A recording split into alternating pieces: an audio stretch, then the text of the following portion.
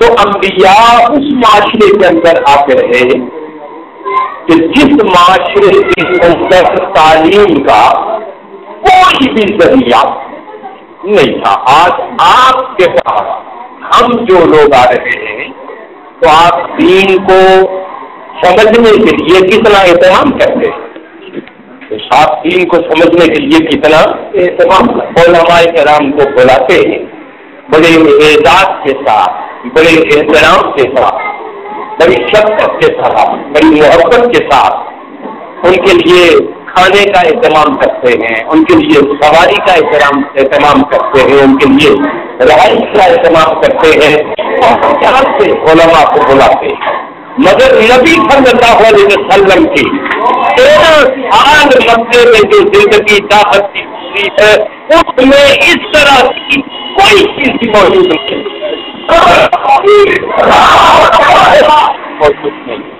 آپ سمجھتے خود نبی تنہا گلیوں میں جاتے,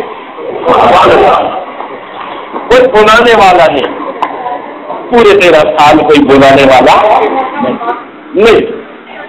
خود جب جاتے حضور صلی اللہ علیہ وسلم لوگوں کے پاس دعوت کے لیے, دعوت دینے کے لیے, آپ کو معلوم ہے کہ کیسا ہوتا, برتاؤ کیسا ہوتا. 13 سال جو مکے میں حضور نے سلام نے گزاری, آج مثلا مجھے اپنے صاحب نے دعوت دی تو میں آ گیا. اللہ کا شکر ہے کہ مجھے سواری میسر ہے, میں اپنی سواری پہ بیٹھ کے آ گیا. بڑے احترام کے ساتھ آپ نے مجھے بٹھایا اور میری گفتگو سننے لگے. آپ اس سے ہٹ کے پیچھے 1500 سال پہلے آپ نکل جائیے جب تنہا نبی میں اور کوئی بھی اس کائنات میں اللہ کی وحدانیت کو تسلیم کرنے والا نہیں. اب اندازہ لگا سکتے اور پھر آہستہ آہستہ 1 سے 2 ہوئے, یعنی بچوں میں مولا علی شیر خدا نے اسلام کی دعوت کو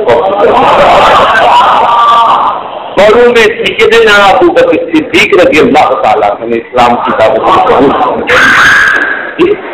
اور خواتین میں سیدہ خدیجہ الکبریٰ ام المومنین نے اسلام کی دعوت کو قبول.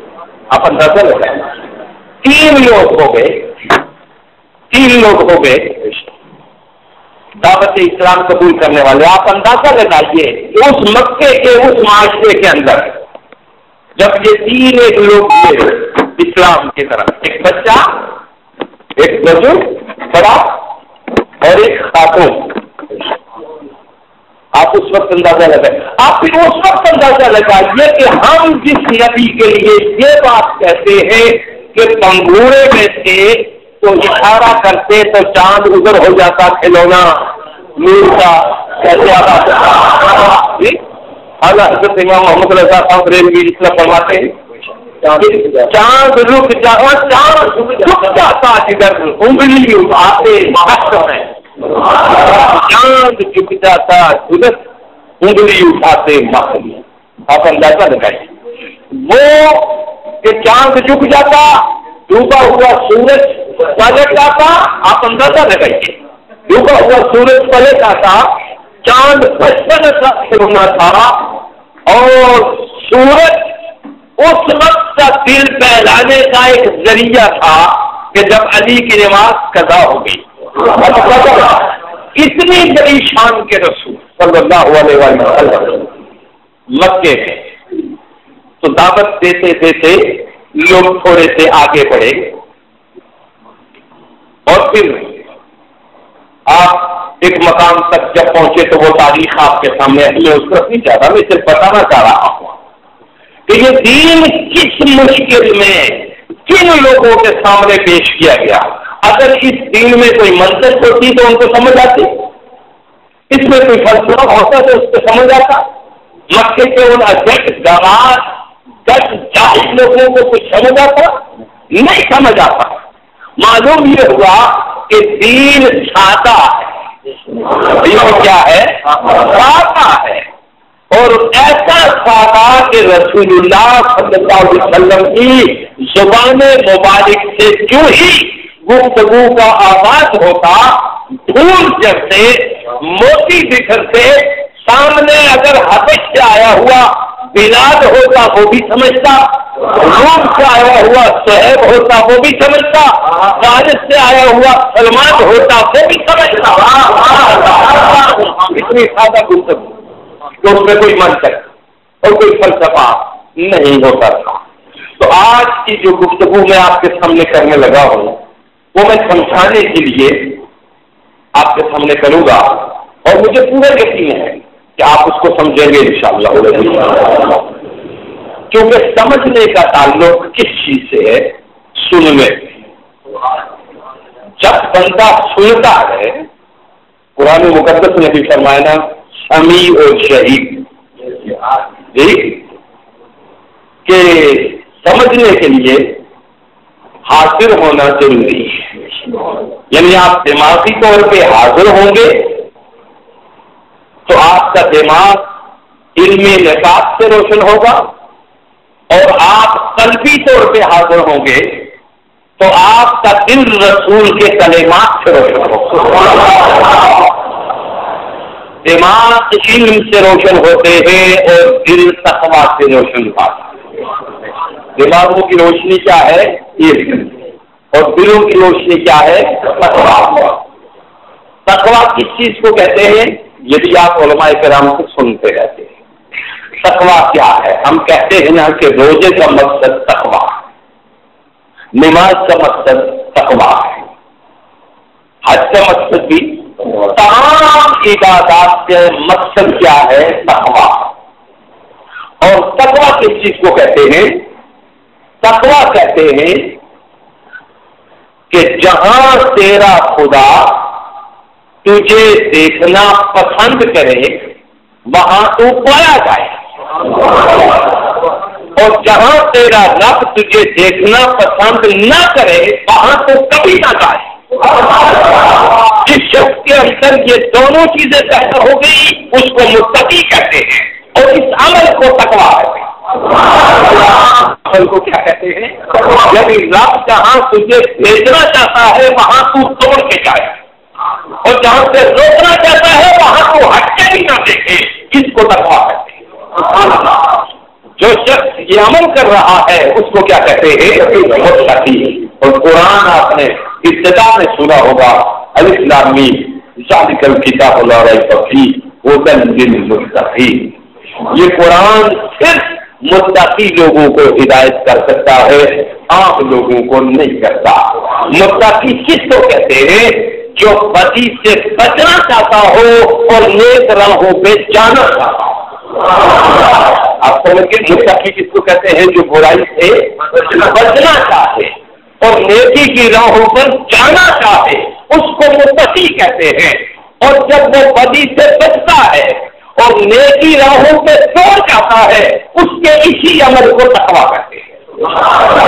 اس کے اسی عمل کو کیا کہتے ہیں؟ تقویٰ۔ اب آپ کو سمجھ آ گئی کہ تقویٰ کیا ہے۔ اب آپ یہ تقویٰ حاصل ہوتا ہے قرآن مقدس کے جب ہم پڑھتے ہیں تو ہمیں اس کائنات کے اندر یہ زمین کا گلوب جس پہ ہم موجود ہیں، جس پہ ہم بیٹھے ہوئے ہیں، جو پروردگار ہمارے ڈیزائن بنا بنا کے اس کائنات میں بھیج رہا ہے، یہ عمل ارتقائے انسانی سے، یعنی جس وقت انسان سوجھ بوجھ عقل و شعور رکھنے والا انسان اس زمین پہ آیا، جس وقت عقل و شعور رکھنے والا انسان اس زمین کے گلوب پہ آیا، اس آدمی کی شکل کے بہت سی مخلوقیں پہلے آتی ہیں، مگر وہ آدمی تو تھے مگر انسان نہیں تھے۔ وہ آدم ذات تو تھے مگر انسان نہیں تھے۔ انسانیت ایک ایسا شرف ہے جو روح سے پیدا ہوتا ہے۔ جو کس سے پیدا ہوتا ہے انسان کے اندر؟ شرف انسانیت جو ہے کہ کس چیز سے پیدا ہوتا ہے؟ روح سے۔ مثلا آپ نے دیکھا اس زمین پہ حیوانات بھی ہے کہ نہیں؟ جانور ہیں، گدھے ہیں، گھوڑے ہیں، بھینسیں ہیں، جو بھی ہیں، چوپائے ہیں یا پرندے ہیں یا درندے ہیں، جو بھی چیزیں ہیں آپ دیکھتے موجود ہیں سب کے ساتھ. ان سب کے اندر پروردگار نے جان رکھی ہے، روح نہیں رکھی. ان سب کے اندر کیا ہے موجود؟ جان. روح ان کے اندر، کیونکہ اللہ نے قرآن میں یا حدیث میں کسی جگہ پہ بھی رسول اللہ نے یہ نہیں واضح فرمایا کہ ہم نے جانوروں میں روح پھونکی. روح کس نے پھونکی ہے؟ فی ہے من روح، ہم نے روح اس انسان پہ پھونکی. روح ہم نے انسان میں پھونکی ہے، روح انسان کے اندر پھونکی گئی. ورنہ فی ہے من روح، حیوانات کے اندر روح نہیں ہوتی، ان کے اندر جان ہوتی ہے. ان کے اندر کیا ہوتا ہے؟ آپ کہیں گے کہ جان کیا چیز ہوتی ہے. اب آپ یہ سمجھیں گے، پوچھیں گے یا آپ سے آئے گا کہ جان کیا ہے اور روح کیا ہے. اب اس کو سمجھیے، جان کیا ہے اور روح کیا ہے، ان میں فرق کیا ہوتا ہے یہ ہم دیکھتے ہیں. مثلا قرآن مقدس میں آپ قرآن پڑھتے ہیں، آپ اور علماء کو سنتے رہتے ہیں. قرآن پاک میں ارشاد فرمایا گیا کہ کل نفس ذائقۃ الموت، ہر نفس نے موت کا ذائقہ چکھنا ہے. مرنے کا نہیں کہیں بھی کہا ہے جی، مرنے کا کسی جگہ پہ بھی نہیں کہا گیا. قرآن میں مرنے کا کہا ہی نہیں کیا، اور مرتی ہے ہی کوئی چیز نہیں. میں آپ کو بتاؤں، موت کس چیز کا نام ہے؟ موت ٹرانسفر آف لائف کا مطلب. موت کا مطلب ہے ٹرانسفر آف لائف، زندگی کی دوسری جنس میں تبدیلی. جیسے آپ عالم ارواح میں تھے، مرے ایک بار تو آپ زمین کے اندر جوہری صورت میں موجود ہو گئے. مثلا انسان سب سے پہلے یہ تو کہا گیا ہے کہ انسان مٹی سے بنایا ہے. کیا آپ میں سے کسی کا گہرا ڈھونڈ کے آپ کو بناتے ہیں آپ کے واسطے؟ نہیں. پھر آپ کو معلوم ہے کہ انسان کس طرح مٹی کی ہے، جبکہ اس کی کوئی جنس مٹی سے ملتی ہوئی نظر نہیں آ رہی جی. اس طرح ترکیب پاتا ہے. یہ اس طرح سے ہو گزرا ہے اور چل رہا ہے پہلے سے کہ جب انسان عالم ارواح میں ہوتا ہے، جب انسان کے اندر روح پھونک دی جاتی ہے، روح پھونکنے کے بعد جب اس انسان کو جوہر کے ساتھ، مادے کے ساتھ اٹیچ کیا جاتا ہے، یعنی جوہری مادہ کیا ہے؟ وہ مٹی. تو انسان کے اندر 4 اقسام کی روحیں موجود ہوتی ہیں. کتنی قسم کی روحیں انسان میں موجود ہے؟ 4. پہلی روح انسان کے اندر جو موجود ہوتی ہے وہ جوہری اور وہ مادی روح انسان کے اندر موجود ہوتی ہے، جو پہاڑوں میں موجود. ٹھیک ہے، یعنی اس کو کہتے ہیں روح جماعتی. جماعت میں جو روح موجود ہے وہ انسان میں موجود ہے. اب آپ سمجھیں گے پہاڑ تو پہاڑ ہے، نہ وہ سنتا ہے نہ وہ سمجھتا ہے. نہیں، وہ تیری نہیں سنتا، وہ تیری نہیں سمجھتا. اس کو سنانے والا سناتا بھی ہے، سمجھانے والا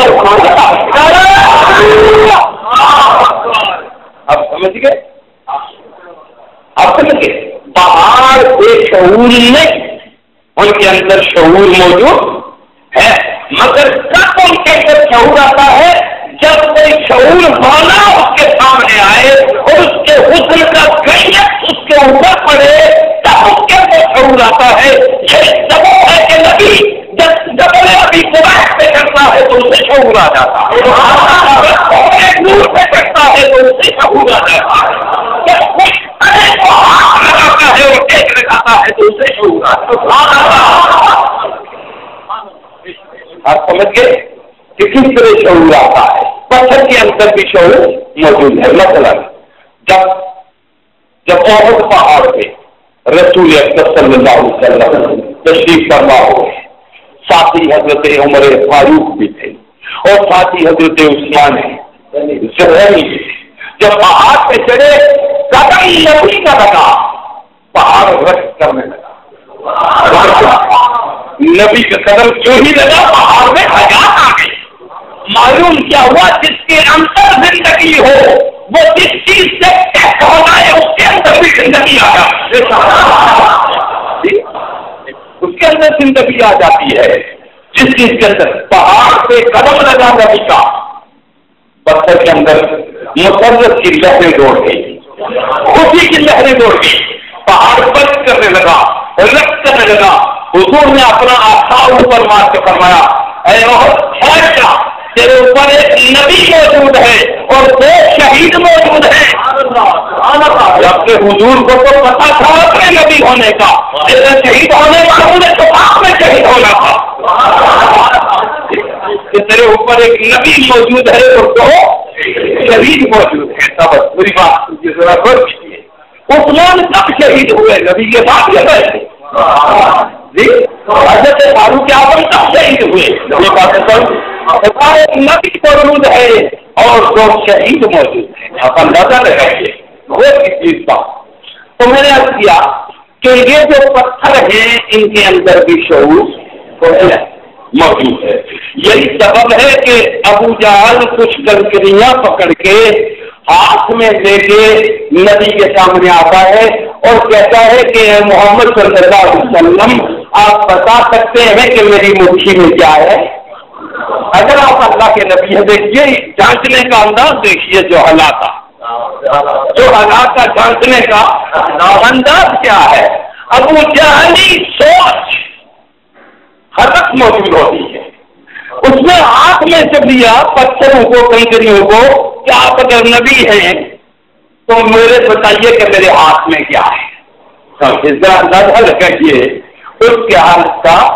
نبی پاک صلی اللہ علیہ وسلم یہ تو بہت چھوٹی سی بات ہے، بیوقوف آدمی کہ تو ایکسپیرینس کرنا چاہتا ہے، تجربہ کرنا چاہتا ہے، مجھے بتانے کی ضرورت ہی نہیں، وہ جو میرے ہاتھ میں ہے وہ خود بتائے گا کیا، مجھے بتانے کی ضرورت ہی نہیں۔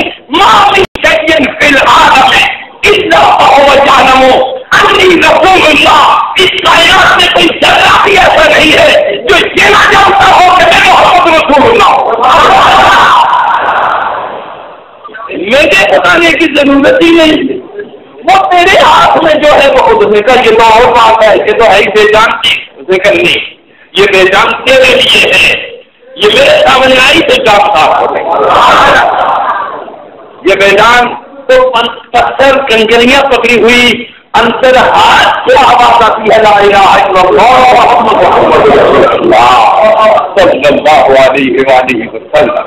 کیا معلوم کہ وہ رسول کے سامنے آئی، مردہ تھی، اب سے رسالت محاصرہ زندہ ہو گئی، زندہ ہو گئی، یعنی ان کا شعور بڑھ گیا۔ ان کا شعور کہتے کس کو ہے؟ شعور کہتے ہیں نور کا وہ اعلیٰ درجہ، شعور کہتے ہیں نور کو، اور نور کہتے ہیں شعور کو۔ توجہ دیجیے، شعور کو، نور کا، شعور کا وہ اعلیٰ درجہ کہ جس میں انسان کو جاننے کی ضرورت نہیں رہتی، ہر شے کی حقیقت خود بتاتی ہے کہ میں کیا ہوں، ہر شے کی حقیقت بتاتی ہے کہ میں کیا ہوں۔ اس لیے حضور جب بھی دعا فرماتے رہتے رب زدنی علما، پروردگار میرے علم میں اضافہ فرما، اور یہ بھی فرماتے اے میرے رب مجھے حقیقت اشیاء کا علم عطا فرما، مجھے چیزوں کی حقیقت کا علم عطا فرما۔ اب آپ اندازہ لگائیے تو معلوم یہ ہوا کہ ہم جس فراست سے آئے تو ہم سب سے پہلے جوہری صورت میں مٹی میں موجود رہے، اور اس مٹی کے اندر جب ہمارے ذرے بکھرے ہوئے موجود تھے، اس حالت میں جو روح ہمارے اندر موجود تھی اس روح کو کہتے ہیں روح نباتی، روح جماعتی، یعنی پتھروں میں جو روح موجود ہے۔ اب پھر کیا ہوا؟ سینکڑوں لاکھوں برس ہم ذروں کی صورت میں اس زمین پر موجود رہے، ہمارے اندر موجود تھی جو ان کے اندر موجود رہی ہے. ٹھیک ہے، اس کا مطلب کیا ہوا کہ وہ روح موجود تھی اور ہمارے اندر شعور موجود تھا. کیونکہ ایک شعور وہ ہے جو عام حالت میں انسان بہت دیر کے بعد سمجھتا ہے. ایک شعور وہ ہے کہ جو ایک ذرہ دوسرے ذرے سے جدا ہوا تو کہاں دوسرا ذرہ ہے. ایک پانی کا قطرہ، اس کو آپ 100 قطروں میں تبدیل کر کے دے جائیں، وہ ایک قطرے کو جو 2 قطرے کر کے آپ دوسری طرف لے جائیں گے، اس پہلے کو معلوم ہوگا کہ میرا دوسرا قطرہ کہاں گیا. جو موجود ہوگا علم سے، کیونکہ اس کے اندر اس کا رابطہ نواتی طور پہ، جماعتی طور پہ، شعوری طور پہ اس کے اندر موجود ہے. آپ کے سامنے وہ پانی کا قطرہ ملتا ہے لیکن اس کا ہر آئٹم زندہ ہے. سبحان اللہ، اس کا ہر آئٹم زندہ ہے. اگر آپ مائکروسکوپ لگا کے اس پانی کے قطرے کو دیکھیں گے، اس میں آپ کو کمی بھی نظر آئے گی، اس میں آسمان بھی نظر آئے گا، اس کا اپنا چاند نظر آئے گا، اس کا اپنا سورج نظر آئے گا. ہر شے اس کے اندر موجود ہے، ہر حرکت اس کے اندر موجود ہے. اس کے جتنے آئٹم تقسیم کیے جائیں گے، ہر آئٹم کو دوسرے آئٹم کا علم موجود ہوگا. جیسے الیکٹران کو پروٹون کا جو ذرہ کہا گیا ہے اس کے اندر موجود ہوگا. اب اچھے ذرا انسان کے اندر جو پیدا کیا اس کو جوہر کی صورت میں، مٹی کی صورت میں، اس وقت بھی آپ کے اندر شعور موجود تھا. آپ کی یہ شکل نہیں تھی مگر شعور آپ کے اندر موجود تھا. کتنا شعور موجود تھا؟ اتنا جتنا آپ کو چاہیے. ٹھیک ہے، اب آئیے جب اس جماعتی صورت میں زمین کے اندر پھر اربوں میں مٹی کے اوپر ان آئٹم اس دنیا کے اوپر پروردگار میں بارش برسائی، اربوں سال بارش برسائی، اور پھر ان اربوں سال بارش برسنے کے بعد پروردگار نے نیا دنیا بنایا اور بنا من الماء كل شيء حي. ہم نے پانی سے ہر شے کو پیدا فرمایا، پانی سے ہر چیز کو ہم نے پیدا فرمایا. اب وہ پانی اس زمین پہ برسا تو دوسری زندگی جو اس میں آئی، آپ ہی کی پہلی صورت پتھروں کی تھی، دوسری آپ ہی کی صورت نباتات کی تھی، درختوں کی اور پودوں کی. تو آپ کے اندر ایک روح وہ موجود ہے جو درختوں میں اور ان پتوں میں اور ان بڑے بڑے جنگلات میں موجود ہے. جو درختوں میں موجود ہے وہ روح انسان میں بھی موجود ہے. اسی لیے درخت موٹا بھی ہوتا ہے اور لمبا بھی ہوتا ہے. آپ کا یہ موٹا ہونا اور یہ لمبا ہونا اور درخت بھی ایک جگہ پہ جا کے رک جاتا ہے، آپ بھی ایک جگہ پہ رک جاتے ہیں. وہ بھی ایک سب جا کے موٹا ہوتا ہے تو اس کا پہلا بھی موٹا ہونا بند ہو جاتا ہے اور پھر بند ہونے کے بعد اندر سے کھوکھلا بھی ہونا شروع ہو جاتا ہے. آپ بھی ایک سطح تک پہنچنے کے بعد اندر سے کھوکھلے ہونا شروع ہو جاتے ہیں. دیمک کسی نہ کسی جگہ لگ جاتی ہے، اندر کسی نہ کسی جگہ پہ بیماری لگتی ہے. ہڈی کے اندر لگ گئی، دل کے اندر لگ گئی، پھیپھڑے کے اندر لگ گئی، کڈنی کے اندر لگ گئی، گوشت کے اندر لگ گئی، رگوں کے اندر لگ گئی، دماغ کے اندر لگ گئی، جلد کے اندر لگ گئی. جس طرح باہر لگتی ہے بیماری اور درخت بیکار ہوتا چلا جاتا ہے، اسی طرح اندر لگتی ہے بیماری اور جسم بیکار ہوتا چلا جاتا ہے. آپ سمجھ گئے؟ وہ آپ کو بھی درخت کو بھی لگی. آپ سمجھیے تو ایک روح ہمارے اندر وہ موجود تھی جس کو کہتے ہیں روح ہے نباتی. جب آزاد کی روح سے ہم ٹرانسفر ہو کر کے درختوں میں بدل گئے. آپ کو پودے کیوں خوبصورت لگتے ہیں؟ اس لیے کہ آپ اس میں بسیرا کر چکے ہیں. آپ کو پہاڑ کیوں اچھے لگتے ہیں؟ اس لیے کہ آپ اس میں رہ چکے ہیں. اور آپ جن سے جمی ہوئی لڑکی جن کی طرف میدان رکھتی ہے، پہاڑوں میں آپ کی روح جماعتی رہ چکی ہے.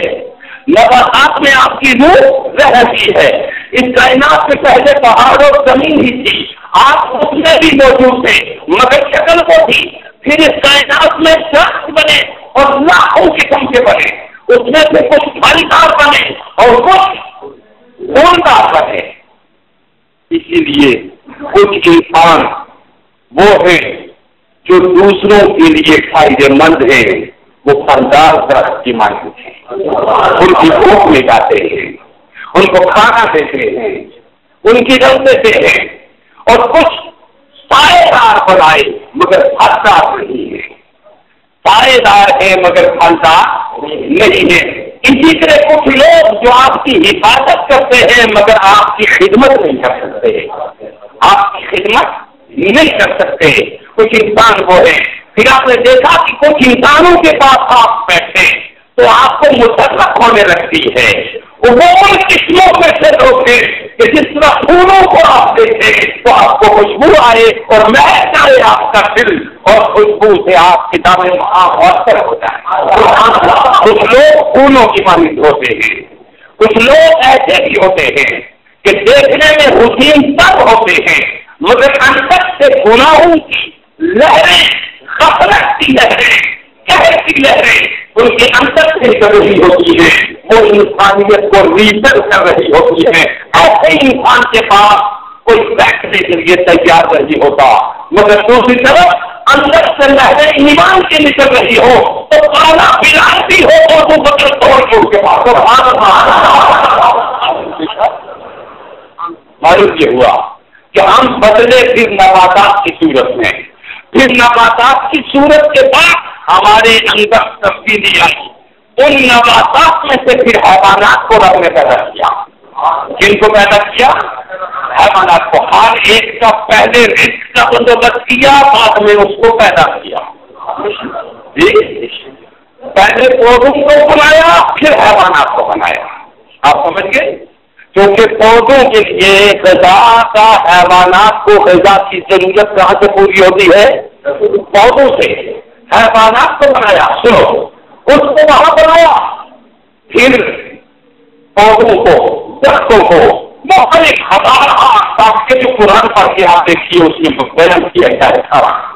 ہزاروں کا پودے بنائے پروردگار نے، تو وہ روح جو آپ کے اندر تھی پودوں میں تھی وہی آپ کے اندر تھی. پھر حیوانات کے اندر روح ہو جو پودوں کے اندر سے بدلی، پھر وہ کس کے اندر گئی؟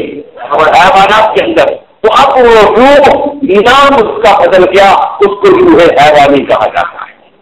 اس کے کیا کہا گیا؟ روح. پہلی جو تھی وہ تھی روح جماعتی، دوسری جو تھی وہ روح نبات. نبات کہتے ہیں بوٹیوں اور درختوں کو، جماعت کہتے ہیں پہاڑوں کو اور مٹی کو. پہلے وہ روح آپ کے اندر تھی، وہ بدلی. آپ نے دیکھا کہ مٹی کے اندر سے خوبصورت پودے پروردگار عالم نے نکال لیے. پھر اس پودوں کے لیے پروردگار عالم نے حیوانات کو پیدا کیا جو ان کی غذا بنتی ہے. پھر حیوانات کو پیدا کیا. سمجھو میری بات کو، حیوانات پیدا ہوئے. اب حیوان جو ہوا اس کے اندر جو روح ہے وہ کون سی ہے؟ روح حیوانی. روح حیوانی کے اندر سے 3 کام ہوتے ہیں. کون سے؟ کتنے؟ 3. اب میری بات سنیے. اب میں رسول اللہ کی حدیث آپ کو سنانے لگا ہوں. یہاں جب حیوانات کی بات آتی، ہمارے اندر روح حیوانی پیدا ہو گئی. اب سنیے حضور علیہ السلام کی حدیث. آپ علیہ السلام فرمایا الناس ثلاثہ اصحاب، لوگوں کی 3 قسمیں ہیں.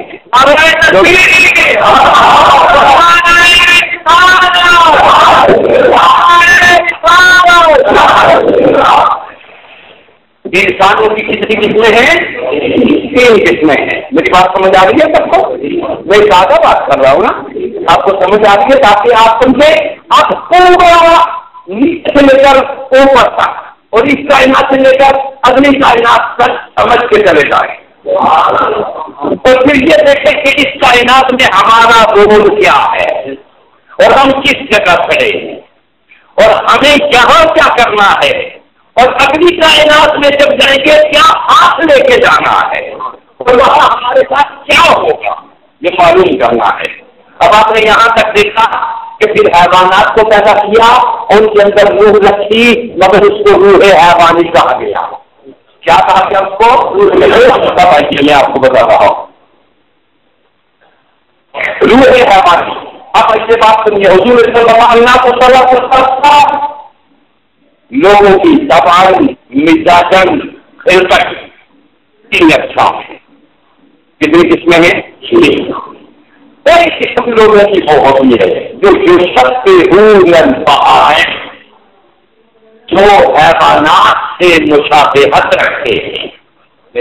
جو لوگ اس سے مشابہت رکھتے ہیں، اب رسول آئینہ دکھا رہے ہیں آپ، جو کہ رسول آئینہ دکھانے کے لیے آئے تاکہ ہر شخص اپنے شیشے میں اپنی صورت دیکھے گا تو اس کو اپنے حقوق کا خود معلوم ہوگا اور وہ خود صاف اور سفید ہونے کی کوشش کرے گا. رسول آئینہ نماز ہے، آئینہ دکھاتے ہیں. اور اب حضور نے فرمایا انسانوں کی کتنی قسمیں ہیں؟ 3 قسمیں. پہلی قسم وہ ہے کہ جو حیوانات سے مشابہت رکھتے ہیں، یعنی آپ ان کو حیوان نہیں کہہ سکتے، ہے انسان کی مگر مشابہت کس سے رکھتے ہیں؟ حیوانات.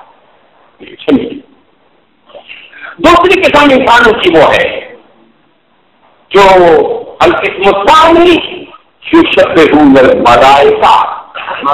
دوسری قسم انسانوں کی وہ ہے جو فرشتوں سے مشابہت رکھتے ہیں. جو کس سے مشابہت رکھتے ہیں؟ ملائکہ سے مشابہت رکھتے ہیں. دوسری قسم انسانوں کی یہ ہے. تیسری قسم انسانوں کی والقسم الثالث یشبہ الانبیاء. تیسری قسم انسانوں کی وہ ہے جو نبی تو نہیں مگر نبیوں سے مشابہت رکھتے ہیں. نبی نہیں ہے مگر نبیوں سے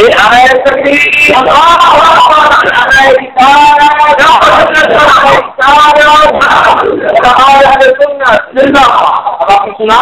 پہلی قسم انسانی کی وہ ہے جو حیوان نہیں مگر حیوانات سے مشابہت رکھتے ہیں. دوسری قسم انسانوں کی وہ ہے جو فرشتے نہیں مگر فرشتوں سے مشابہت ملتے جلتے ہیں. تیسری قسم انسانوں کی وہ ہے جو نبی نہیں مگر نبیوں سے ملتے جلتے. ٹھیک ہے. اب رسول نے یہ بات بتائی صلی اللہ علیہ وسلم ہے، سمجھ کیسے آیا ہے؟ حضور میں فرمایا میں اس کی تشریح کرتا ہوں. سنیے تشریح ہو رہی ہے. آپ نے فرمایا القسم الاول یشبہ البہائم، وہ انسانوں کی قسم جو حیوانات سے مشابہت رکھتی ہے. فہمتہ، ان کے کام کیا ہے؟ فرمایا ان کے 4 کام. ان کے کتنے کام ہیں؟ 4 کام. العقل والشرب والنوم والمباشرہ. ان کے کتنے کام ہیں؟ 4. کھانا اور اس میں کوئی تمیز نہیں، چودھری کا ہے یا ملک کا، راجے کا ہے یا خان کا، اس میں کوئی تمیز نہیں. ٹھیک ہے. اس سے بھی اٹھے گا، اس سے بھی اٹھے گا، اس میں بھی دوڑا، اس میں جا گھسا، اس میں جا گھسا، دوسرے میں جا گھسا. اس کو کوئی حلال کی، کوئی حرام کی، کوئی اپنے کی، کوئی بیگانے کی، کوئی کسی شے کی چاہیے. اس میں کھانا ہی ہے، چاہے حرام کا ہو یا حلال ہو. جی اچھے طریقے سے حاصل کیا جائے یا برے طریقے سے، چوری کی جائے، جیب کاٹی جائے یا رشوت لی جائے یا بڑا پیسہ مارا جائے کسی بڑی ٹھیکیداری میں، بڑا کچھ اس کو کھانے سے خرچ ہے، ذریعہ پوچھنے سے خرچ نہیں. اس کو پیٹ سے کھانا چاہیے اور وہ بڑا پروشن چاہیے اور بہت زبردست جو ہے ہلکا پھلکا کھانا وہ نہیں کھا سکتا. آپ نے دیکھا جانور خوش گاس پہ نہیں پڑتا، جہاں ہری ہوگی وہ نہیں سوچتا یا کہ دوسرے کی ہے. ہو سکتا ہے خاص میں مالک کا گھر بھی کوٹا بیٹھتا ہے، کوٹائی ہو جاتی ہے. اس میں کیا بڑی بحث اس میں کیا سکتی دوسرے کے ہونے کو ہوتے ہو بحث اپنی میں بھی اس میں ڈالنے والے. اب وہ بھی نہیں سمجھتا یار بحث خوشی ہے، یہ تو نہیں بڑھتا. وہ جو کیسا ہے کیسے پوچھا کیسے پوچھی ہے وہ پوچھا رہا تو آپ سمجھ گئے میری بات. پہلی قسم انسانوں کی جو ہے جو حیوانات سے مشابہت سے حیوانوں کے کتنے کام ہیں؟ کھانا پینا سونا اور بچے پیدا کرنا. ٹھیک ہے کھانا مگر کوئی تمیز کھانے کی حلال یا حرام اپنا جب لگانا نہیں. ٹھیک سونا جب کھا لیتا ہے حیوان آرام سے بیٹھ کے سو جاتا ہے جگہ نہیں کرتا ہے. ٹھیک ہے نہیں جب کھاتے ہیں دباتے ہمارا تو چڑھ نہیں ہے پھر دماغ میں جی خوب اچھی طرح نیند مزے وہ انسان جو دبا کے کھایا خوب کھایا حلال حرام کی تمیز. نبیوں نے حلال بھی کھایا تو بھوک رکھ کے کھایا. نبیوں نے حلال کا بھی کھایا تو بھوک رکھ کے کھایا. تمام نبی تمام دانا تمام ہوگا بھوک رکھ کے کھاتے آ رہے ہیں تاکہ بیماریوں سے بچے. رسول اللہ فرمایا جو مزے کے 3 حصے کرتا ہے ایک حصہ کھانے کے لیے ایک حصہ پینے کے لیے ایک حصہ سانس لینے کے لیے اس کو کبھی کسی ڈاکٹر کی ضرورت نہیں ہے. ان کے تجربہ مدینے میں ہو چکا. رسول اللہ نے جب مدینے کی اسٹیٹ بنائی ریاست مدینہ بنی نبی اس ریاست کے سربراہ مملکت تھے. ہم سمجھتے نبی صاحب تعلیم جن کی حالت گندہ نہیں بیٹھا ہوا ہوگا کونے میں اوپر کپڑا لٹکا کے.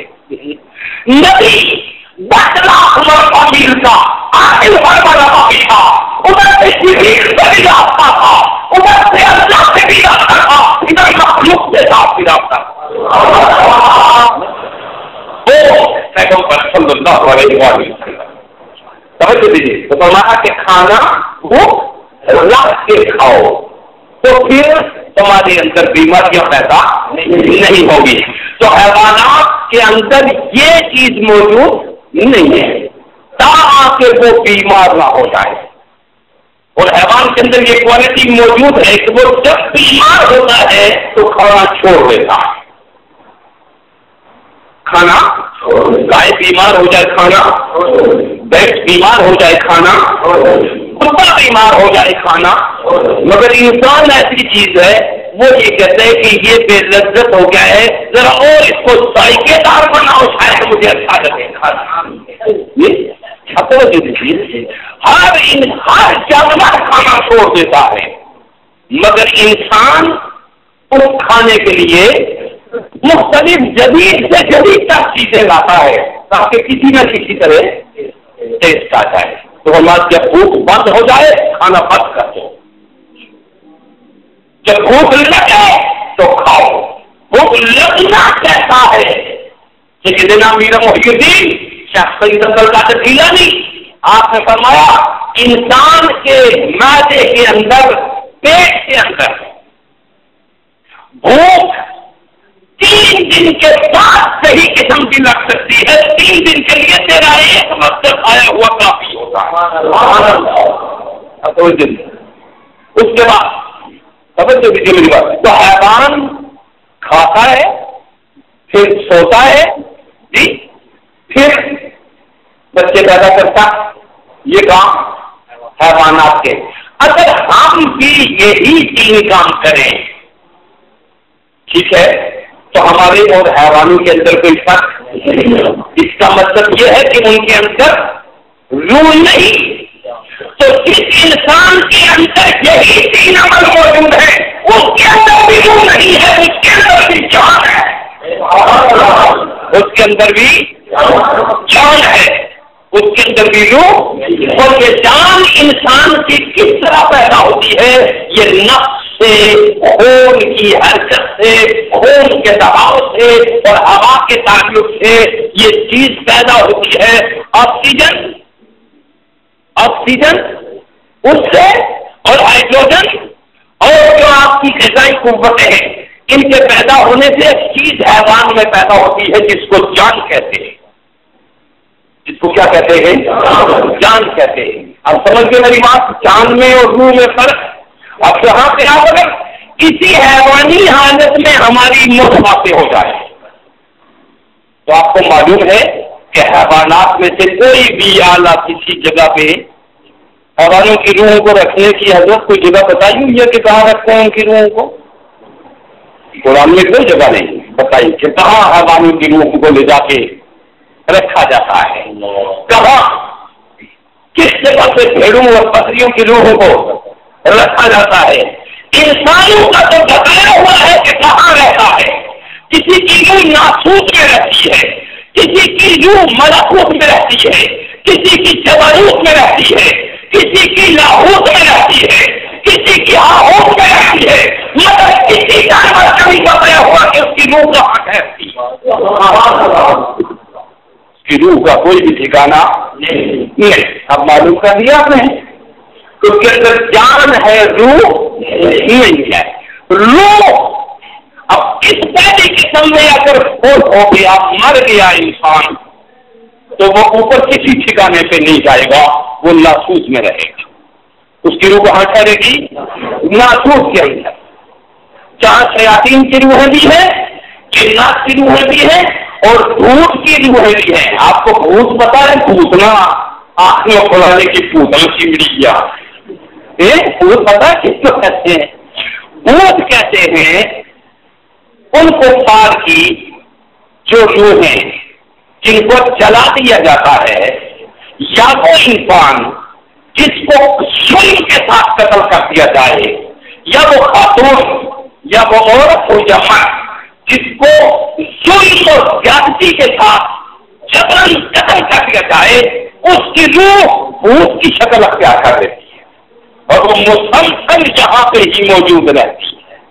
اور جس جگہ اس کو قتل کیا جائے اس جگہ پہ ہمیشہ کے لیے جس نے قتل کیا ہے اس کو ہمیشہ ستاتی رہے گی اور تاک کرتی رہے گی. اس کو کیا کہتے ہیں؟ بھوتنا. بھوت کی کوئی قسم قرآن میں نہیں لکھی گئی نا. جنات کا تو تذکرہ ہے مگر بھوت کا نہیں.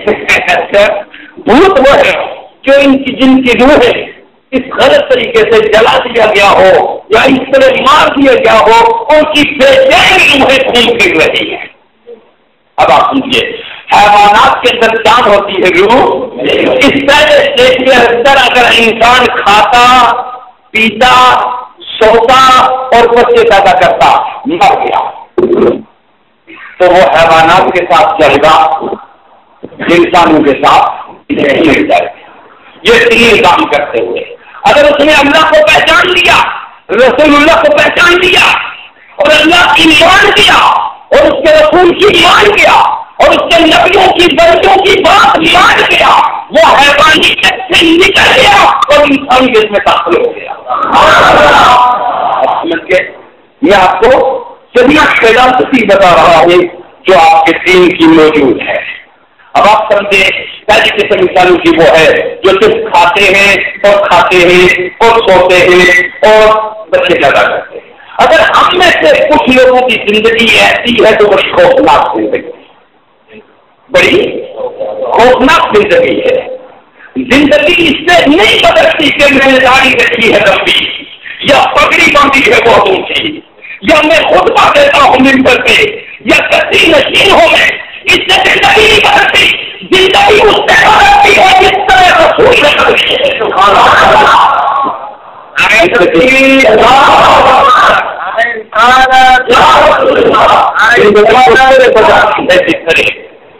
رسول اللہ بدلی ہے. اب آپ سمجھ گئے میری بات. پہلی قسم کا انصاف یہ ہے, اب ہمیں سوچ کر کے دیکھنا ہے کہ ہم اس پہلی قسم میں تو کہیں شامل نہیں.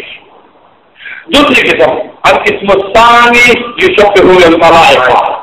دوسری قسم انسانوں کی وہ ہے جو فرشتوں سے مشابہت رکھتے ہیں. اور وہ کون سے انسان ہیں جو فرشتوں سے مشابہت رکھتے ہیں؟ فرمایا حکمت ان کے کام کیا ہے؟ الصلاۃ والتسبیح والتحلیل, الذکر والصلاۃ والتسبیح والتحلیل, کہ وہ ہمیشہ ہمیشہ یا نماز میں مصروف ہیں, یا روزے میں مصروف ہے بستا گیا, یا تسبیح میں مصروف ہیں, یا تہجد میں مصروف ہیں, یا ضرورت میں مصروف ہے، ان کے علاوہ کوئی اور مصروفیت ان کی نہیں۔ آپ سمجھ گئے؟ فرشتے کیا کرتے ہیں؟ کوئی تجارت کرتے ہیں، کوئی بزنس کرتے نہیں، وہ صرف کیا کرتے ہیں؟ تصویر و تحریر۔ اس لیے انہوں نے انسان کو پیدا کرتے ہوئے ہی پروردگار نے کہا تھا نہ مانو سبزی ہو گئی ہم سے بنو سبزی سنت، ہم تیری تصویر بھی کہیں گے، تیری تحریر بھی کہیں گے اور تیرا ذکر بھی کریں گے۔ اس خون بہانے والے بندے کو کس لیے پیدا کر رہا ہے؟ پروردگار نے فرمایا انی اعلم ما لا تعلمون، تم یک طرفہ دیکھتے ہو، میں ہر طرف دیکھتا ہوں، میں ہر طرف دیکھتا ہوں، کیونکہ تمہارے سامنے سیمپل اس طرح کی ایک پہلے موجود تھی۔ اس ہمارے آدم جو شعور والا آدم تھا، اس کے آنے سے پہلے 2 ٹانگوں پہ چلنے والی ایک مخلوق آدم نما موجود تھی جو فرشتے دیکھ چکے تھے، جو ایک دوسرے کو کھاتے اور کاٹتے، کیونکہ فرشتہ مستقبل کا علم نہیں رکھتا۔ ٹھیک ہے، فرشتہ مستقبل کا علم نہیں رکھتا۔ پروردگار فرماتا ہے وہ میں جانتا ہوں، تو نے وہ 2 ٹانگوں والے دیکھے ہوں گے جو جنگلوں میں رہتے تھے، اس میں ایسے لوگ پیدا کروں گا جن کی حکومت زمین پہ بھی ہوگی، آسمانوں کے ان میں ایسی قوت پیدا کروں گا، یہ زمین پہ رہیں گے تو چاند سورج ستاروں اور سمندروں کو کنٹرول کریں گے، ہواؤں میں بکھری ہوئی بجلیوں کو کنٹرول کریں گے، کائنات سے بکھری ہوئے نظام حیات کو کنٹرول کریں گے، زمین کی خشک سنگلاخ چٹانوں سے سونا ڈھونڈ کے لائیں گے، طاقت اور قوت ڈھونڈ کے لائیں گے، وہ پابلکا اٹھائیں گے، جب اللہ اٹھائے گا وجود سے وہ پابلکا اٹھائیں گے تو جس کی چاہے تقدیر بدل کے رکھ دیں گے۔ یہ تو اجازت ہوگی۔ آپ سمجھیے اللہ کا منصوبہ اور تھا، فرشتے وہ نہ سمجھ سکے، تم یہ پروردگار عالم نے پھر فرمایا دوسری کتاب انسانوں کی وہ ہے جو تسبیح تحلیل اور ذکر و فکر میں رہتی ہے۔ اب آپ سمجھتے ہوں گے کہ شاید یہ قسم بہت اچھی ہے جس کا ذکر یہ ہوا نہیں۔ سنیے ذرا، میں آپ کو اور حدیث رسول اللہ کی بتاؤں گا، سنیے ذرا۔ ہم اس پچھلی حالت سے نکل کر شاید ہم یہ چاہیں گے کہ چلو یار مسیح جا پڑیے، تصویر پکڑیے اور پکڑے اور پڑھنے اٹھاتے ہیں، ماتھے پہ میرا ڈال ہے جی، اور بس باقی سارے بندے چھوڑ دیں۔ اس سے یہ آپ کے ذہن میں آیا ہوگا، مگر آپ اس سے بھی بلند تھے، مگر آپ اس سے بھی بڑا ہوتا دیکھا بیکا ہے۔ یہ تو وہ ہے کہ حیوانات سے ذرا اوپر اٹھے تو فرشتے، حیوانات سے ذرا اوپر اٹھے تو فرشتے۔ فرشتہ کسی کو دکھ نہیں دیتا، آپ دکھ دینا چھوڑ دیں تو آپ فرشتے۔ ٹھیک ہے، وہ اپنی دستی میں ذکر ہے، مخلوق ہے، ذکر و حمد میں دیکھیے علماء تشریف فرما ہے، ایک فرشتہ سبحان ربی الاعلیٰ پہ لگا ہوا ہے، وہ سبحان ربی العظیم نہیں کہہ سکتا، اس مملکت میں وہ داخل نہیں ہو سکتا۔ اتنی چراغاہیں تیرے لیے بنا رکھی ہے انسان، اتنے دستخوان تیرے لیے بنا رکھے ہیں۔ فرشتہ جو سبحان ربی الاعلیٰ کہہ رہا ہے، دوسرا سبحان ربی العظیم کہہ رہا ہے، ایک ربنا لک الحمد کہہ رہا ہے، ایک قل هو اللہ احد کہہ رہا ہے، ایک اللہ الصمد کہہ رہا ہے، سبحان ربی الاعلیٰ کہہ رہا ہے، وہ دوسرا نہیں کہتا، یہ تیرے لیے رکھا ہے، تو چاہے اس دسترخوان پہ جا بیٹھ یا اس پہ جا بیٹھ، سبحان اللہ کہے یا سبحان ربی الاعلیٰ کہے یا سبحان ربی العظیم کہو یا ربنا لک الحمد کہو، یہ آپ کے لیے ہے، یہ آپ کے لیے ہے، آپ دوسری جگہ کا میں نہیں جا سکتے۔ فرشتے ایک جگہ پہ یہ ایسے ہی ہے جیسے ڈاکٹر قدیر خان کا ٹولہ ایک کمرے میں جو انتظام کر رہا ہے دوسرے والے کو نہیں پتا ہوتا کہ وہ کیا کر رہا ہے، کیونکہ اگر دوسرے والے کو بھی بتا دیا جائے کہ وہ یہ کر رہا ہے کسی جگہ کیوں فٹ کرنا ہے تو دوسرے کو اس کا نہیں پتا کہ کہاں کرنا ہے. یہ اچھی طرح کام ہوتے ہیں دو بچے ہی نہیں جو ہمارے موجودہ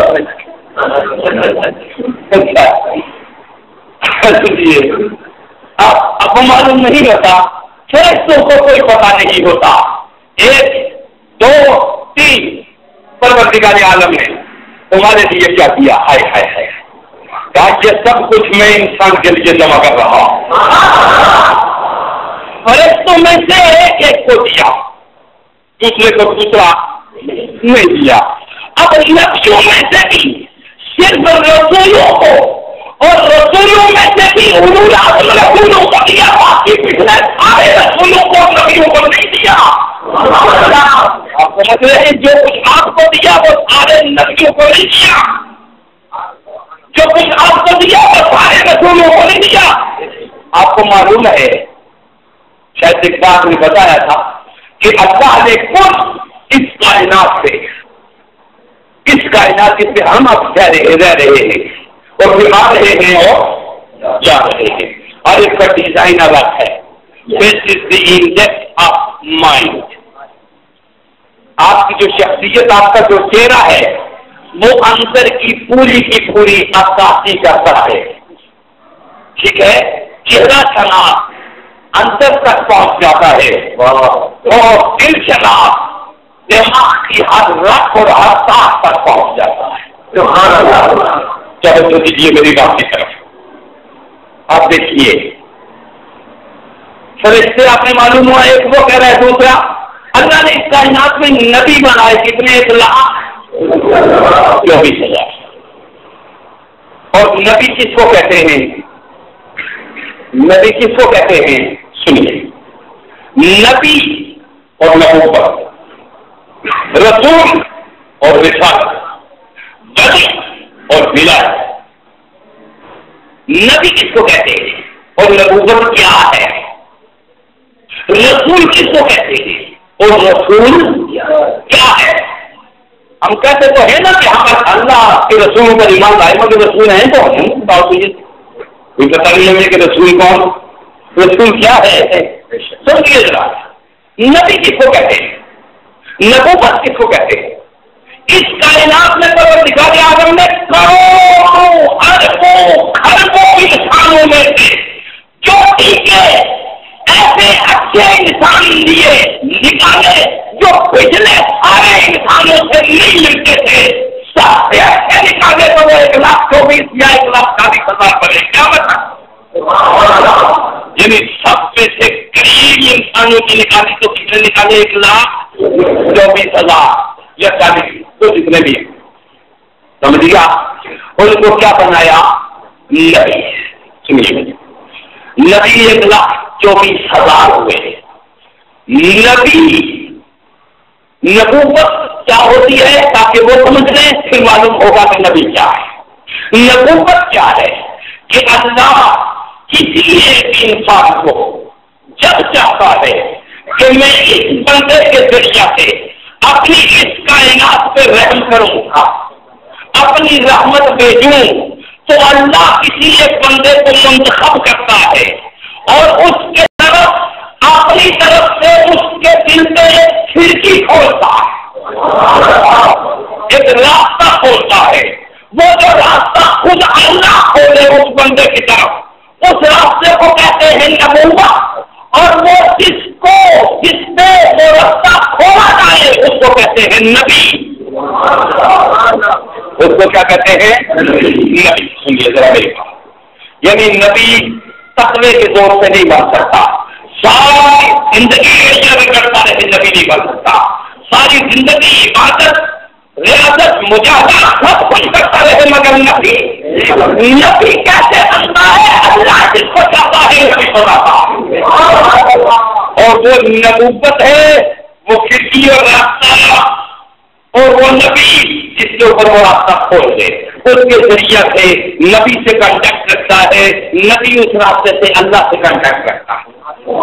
ٹھیک ہے جی یہ دونوں تعلق ہو گیا. مگر نبی عادت نبوت میں کسی کو کوئی فائدہ نہیں دے سکتا. نبی حالت نبوت میں کسی کو کوئی فائدہ نہیں دے سکتا، کیونکہ یہ دینے پہ فائدہ معمول ہی نہیں ہے. آپ سمجھ گئے؟ اس کے تھرو اللہ دیتا ہے، یہ خود کچھ نہیں دے سکتا، کیونکہ نبوت بادلوں کی مانند ہے. بادل چھائے رہے اور بارش نہ برسے، آپ کو کچھ فائدہ ہوگا نہیں. رسالت بارش کی مانند ہے، آپ کو بادلوں سے فائدہ نہیں ہوگا، بارش سے ہوگا. نبوت بادلوں کی مانند ہے اور رسالت بارش کی مانند ہے، آپ کو بادل فائدہ نہیں دیں گے، آپ کو بارش فائدہ دیں گے. آپ سمجھ گئے میری بات؟ آپ کو غور سے سنیے. رسول کس کو کہتے ہیں؟ رسول کس کو کہتے ہیں؟ رسول کتنے بنایا اللہ ہے؟ 1,24,000 جو بنائے، ان میں سے 34 انسان نکالے جن میں پیروں سے زیادہ خوبیاں تھیں، جن میں ان نقشوں سے بھی زیادہ خوبیاں تھیں. ان میں سے کتنے نکالے؟ 313. ان کو کیا بنایا؟ رسول. آپ سمجھ گئے؟ بڑی سادہ گفتگو کرتا ہوں تاکہ آپ کو سمجھ میں آ جائے اور رسول اللہ کی بات آپ کے پلے پڑے. یہ ایک بات آپ لوگوں کو سمجھاتے چلے جائیے، صدیاں بیت جائے گی یہی بات سمجھتے لوگوں کو نہیں. یعنی کیا ہوا؟ وہ ہے نبوت. اب رسول بنایا جا رہا ہے. کتنوں میں سے؟ اربوں خربوں میں سے 1,40,000 چنے. 1,40,000 کے 24,000 میں سے پھر 313 چنے. ان کو کیا بنایا؟ رسول. جی رسالت کیا ہے اور رسول کون ہے؟ رسالت یہ ہے کہ اللہ نے وہ جس کو نبی بنایا ہے، اس کو نبی بنایا ہے. نبی اللہ سے لے تو رہا ہے مگر کسی کو دے نہیں رہا. اب لینے والا دینے کے لیے کب ہوتا ہے؟ اللہ جب کہتا ہے کہ یہ جو مجھ سے لے رہا ہے یہ آگے دے گی، یہ آگے دے گی. تو اللہ اس نبی کو رسول بناتا ہے. اللہ اس نبی کو کیا بناتا ہے؟ جو نبوت کے راستے سے لیتا ہے اور رسالت کے راستے سے دیتا ہے. اب آپ میری بات سنیے. وہ نبی ہی نہیں جو اللہ سے لے نہ سکے اور وہ رسول ہی نہیں جو کسی کو دے نہ سکے. آپ سمجھ گئے؟ وہ رسول ہی نہیں جو کسی کو دے نہ سکے. کیا میری بات سنیے؟ وہ لیتا کیا ہے اور دیتا کیا ہے؟ جی اب چل کے میں بتاؤں گا آپ کو انشاءاللہ. اب میں اگلی بات آپ سے کر کے پھر اجازت چاہوں گا. نبوت آپ کو سمجھ آ گئی، رسالت بھی آپ کو سمجھ آ گئی. رسول رسالت کہتے ہیں دینے کو، رسالت کہتے ہیں آگے پہنچنے والے. اس لیے ہمارے نبی نے فرمایا فرما ہو جو مانا صاحب اللہ مجھے دے رہا ہے اور میں تقسیم کر رہا ہوں. اللہ مجھے دے رہا ہے یہ جہت نبوت ہے اور میں تقسیم کر رہا ہوں یہ جہت رسالت. رب ہے موتی یہ بےکافی، رزق اس کا ہے یہ راستے یہ ہے.